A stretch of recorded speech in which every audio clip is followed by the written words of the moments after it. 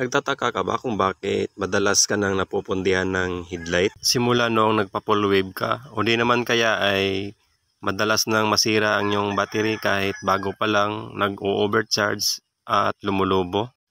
Sa episode na ito ay pag-uusapan natin ang about sa pagpo-full wave, kung ano ang dapat at hindi dapat para maiwasan natin ang mapundihan ng headlight o masiraan ng battery. So, welcome sa aking channel. Ito po si Moto King at tara, simulan na natin.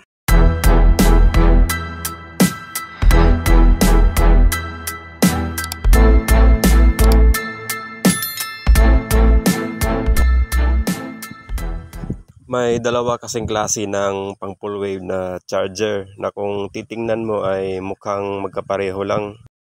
Pero magkaiba pala ito ng specification. Pero kung titingnan mo ay parang magkapareho lang. Sa wire naman ay pareho silang may kulay green na wire na yan naman yung ground. Parehong may yellow na papuntang stator. Parehong may pink na papunta din ng stator. Pareho din silang may red na wire na papuntang battery para mag-charge. Pero dito sila nagkakaiba dahil itong isa ay may black na wire na ang purpose nito ay para mag-control ng voltahe para hindi ma-overcharge ang ating battery. At dito nagkakaroon ng problema dahil sa yung iba pag nagkabit ng ganitong klaseng charger ay binabakante nila itong black na wire. Kaya ang nangyayari ay na-overcharge ang kanilang battery dahil hindi na nakokontrol ang voltahe.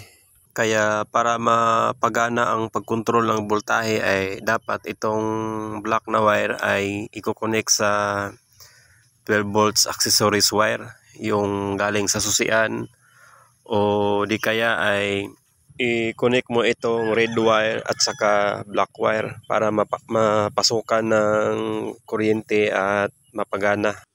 Ito namang isa ay may red wire siya na may stripe na white.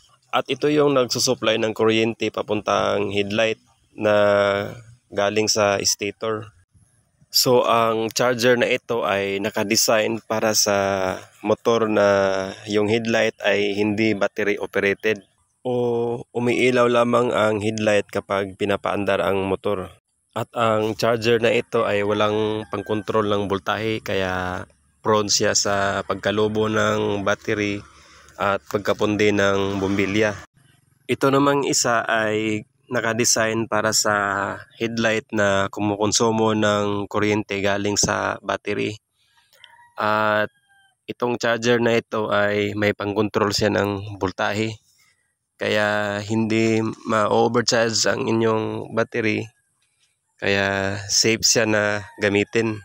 Pero ang charger na ito ay pwede rin gamitin sa mga headlight na hindi battery operated. Yun nga lang ay kailangan mo munang i-convert ang headlight mo into battery operated para maiwasan yung mapundihan agad ng headlight at ma-overcharge ng battery at lumobo. Ay dapat ito ang gamitin yung charger. Itong charger na may pangkontrol ng voltahe. So ayun, sana na-explain ko ng maayos at naintindihan nyo. So pagpasensyahan nyo na yung accent ko kasi Bisaya kasi ako at hindi ako masyadong sanay mag-Tagalog. So sana ay may natutunan kayo sa episode na ito at pa-support na lang ng aking channel at pa-subscribe. So hanggang dito na lang. Salamat sa panonood.